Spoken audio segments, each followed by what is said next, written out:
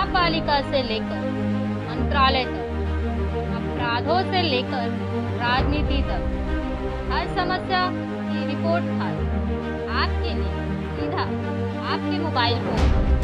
आप देख रहे हैं नया सवेरा न्यूज।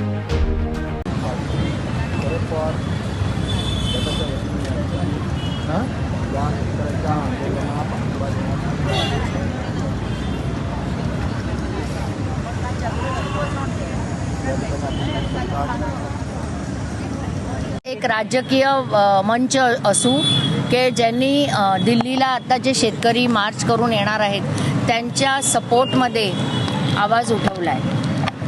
2021मध्ये जेव्हा प्रथम शेतकऱ्यांनी आंदोलन केलं होतं त्यावेळेला ह्या सरकारने ते आंदोलन आधी चिरडण्याचा प्रयत्न केला आणि मग मिटवलं असं म्हणून की आम्ही तुमच्या मागण्यांचा विचार करू। पण 2014 पासून जी जुमलेबाजी चालली आहे त्याच धर्तीवर त्यांना काहीही मिळालं नाही। त्यांच्या मागण्या एवढ्या आहेत की जे मिनिमम सपोर्ट प्राईस असते म्हणजे शेतकी मालाला जो हमी भाव असतो त्याचं बिलामध्ये रूपांतर करावं आणि बऱ्याचशा जवळजवळ 40 गोष्टी कमॉडिटीज त्यांना त्या हमी भावाच्या अंतर्गत पाहिजेत म्हणजे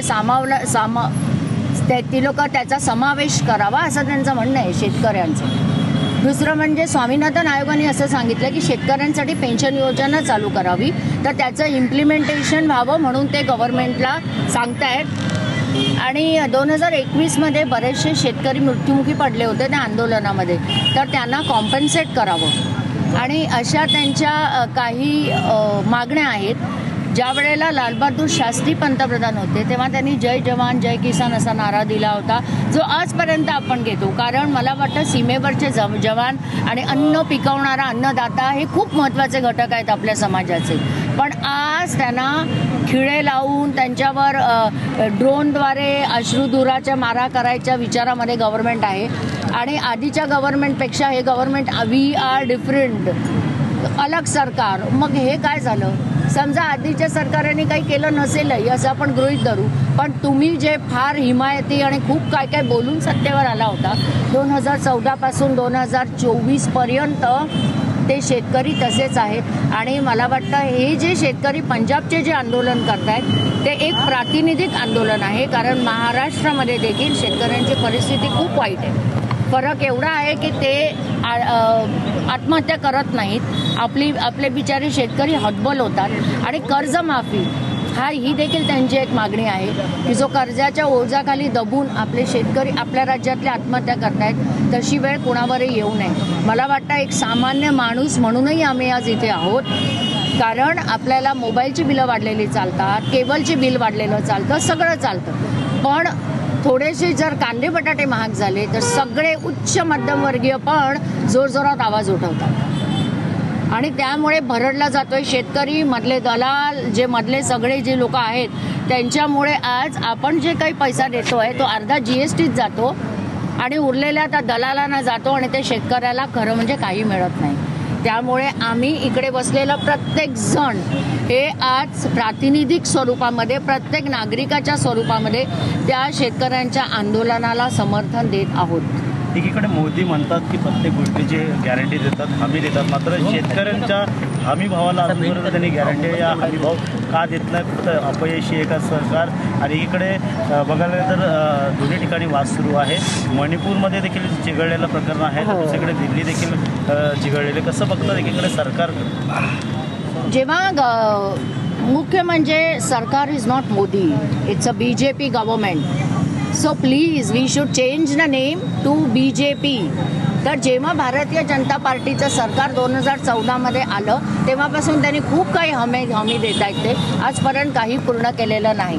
फक्त शेतकरी नाही तर बरेचसे जे पब्लिक कन्सर्न्स होते PSUs ते सुद्धा बंद केलेच आहेत। आणि आता तुम्ही बघा BSNL बंद पडली आहे, त्यांना काहीही चालवायचं नाही। प्रत्येक गोष्ट मग ते कांदळवनं असोत, PSUs असोत, प्रत्येक गोष्ट त्यांना उद्योगपतींच्या घशात घालायची आहे। त्यामुळे हमी जर का BJP गव्हर्नमेंट आपल्याला हमी देते म्हणजे ती कधीच पूर्ण होणार नाही हे एव्हाना लोकांना कळलंही आहे। फक्त एकच हमी त्यांनी पूर्ण केली ते म्हणजे मंदिर बांधलं। का असेल आव्हान तुमचं की तुम्ही देखील आता शेतकऱ्यांसाठी धरणे आंदोलन बसले आहात? काय वाटतं शेतकऱ्यांसाठी महाराष्ट्र देखील आता त्यांच्या पाठीशी उभे आहेत? काय वाटतं येणाऱ्या काळात शेतकऱ्यांना न्याय नाही मिळाला तर तुमचं पाऊल पुढं कसं असेल? आज धरणे आंदोलन बसलात, भविष्यात तुमचं पाऊल कसं असणार राष्ट्रवादी? काय असतं माहिती आहे, कुठची आंदोलनं सगळ्यांना असं वाटतं की आता आम्ही आंदोलनाला बसलो म्हणजे आम्ही विरोधी पक्ष आहोत म्हणून. पण जर का प्रत्येक नागरिकाने हा विचार केला की जर का उद्या त्यांच्या जागी आपण असू आणि जर सगळीचकडे शेतकऱ्यांनी असं केलं आणि उद्या त्यांनी संप केला आणि सांगितलं आम्हाला अन्नच पिकवायचं नाही, तर काय खाणार आहोत आपण? काय खाणार? कारण पालेभाज्या, फळं, अन्न, धान्य सगळं शेतकऱ्यांच्या राबण्यामुळे माझ्या ताटापर्यंत येतं आणि त्यामुळे प्रत्येक जणांवर त्याचे उपकार आहेत. ते आपण त्याच्यातनं उतराई व्हायला एकच मार्ग आम्हाला आज दिसला आहे. आणि काय असतं माहिती आहे का, झोपेचं सोंग आणलेल्याला तुम्ही जागं करू शकता पण जागं करू शकत नाही. सरकारला सगळं कळतं आहे पण आता त्यांच्या हातात आज काल तरी कोर्टाने एक बरा त्यातल्या त्यात थोडंसं आशेचे किरण परवापासून कोर्ट देत आहे. आणि ॲक्च्युली अशी हेडलाईन होती एक्सप्रेसची की the supreme court lets the sunlight in. जेव्हा त्यांनी निवडणूक रोख्यांबद्दल निर्णय दिला होता तेव्हा त्यांनी सांगितलं एक किरण सूर्यप्रकाशाचा आज सुप्रीम कोर्टाने दरवाजा उघडला आणि किरण आत आला. कालही तसंच झालं आहे.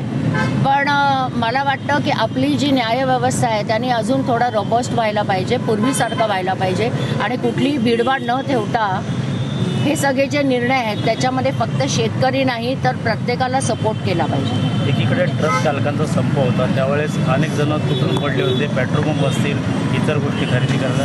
तसंच जर शेतकऱ्याने मालाचा जो भाव असेल या शेतीचा जो अन्नसाठा असेल तो साठा जर थांबवून ठेवला तर येणाऱ्या काळात चिंताजनक परिस्थिती. हो, मध्ये असं होतं की पूर्ण जो शेतीचा माल आहे तो पर्टिक्युलर एकाच कंपनीला, मग ते अडानी, अंबानी अशाच एखाद्या कंपनीने तो घ्यायचा. त्यांनीच सगळं ठरवायचं, म्हणजे मिनिमम सपोर्ट प्राईस त्यांनी ठरवायची आणि त्यांनी तो माल उचलायचा आणि मग तो बाजारामध्ये त्यांनीच विकायचा.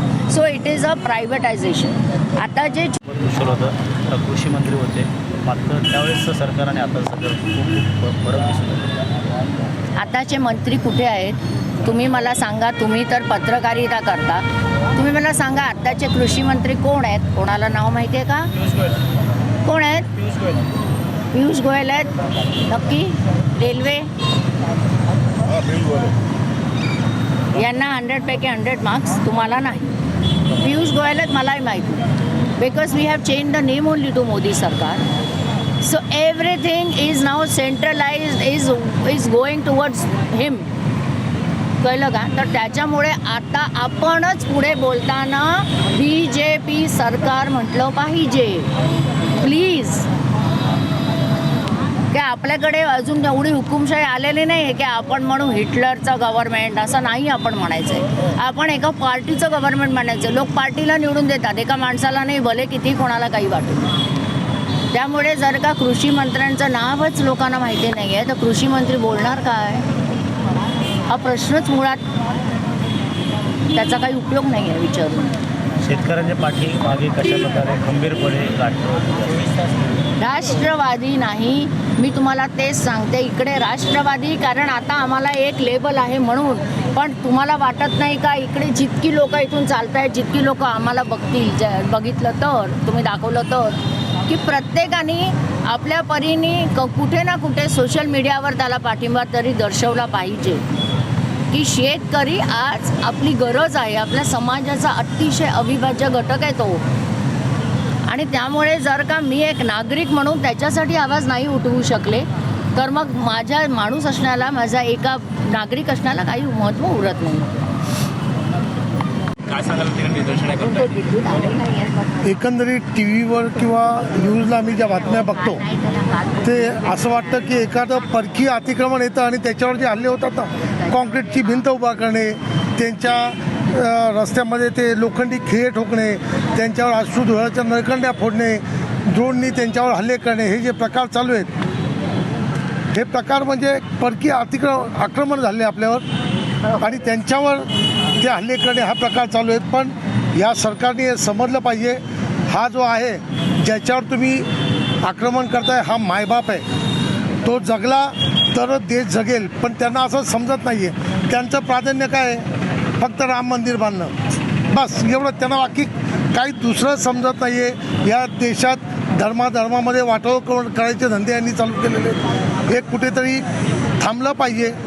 शेवटी शेतकरी जागला तर देश जगेल, तुम्ही आम्ही सगळेच जगू, ही काळाची गरज आहे. त्यामुळे या सरकारला एक माझं सांगणं आहे की आज तुम्ही त्यांच्या वाटेमध्ये लोखंडाचे खिळे तुम्ही आज लावलेत, पण हे शेतकरी उद्या तुम्हाला लोखंडाचे चणे खायला लावतील, हे सुद्धा तुम्ही लक्षात घ्यावं.